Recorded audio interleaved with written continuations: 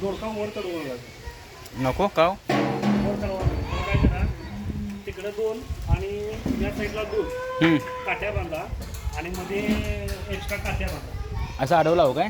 हा, आडव्यावरती घ्या. म्हणजे खाली पेक्षा असं जागेवर पसरलेला चांगला आहे. नाही, वर गेलाय कसं होणार आहे? हे होणार आहे हो, वर गेला की तो जास्तच घेऊन पसरणार. पसरणार जास्त आणि तुम्हाला काढता पण येणार नाही उंचीवर गेला की.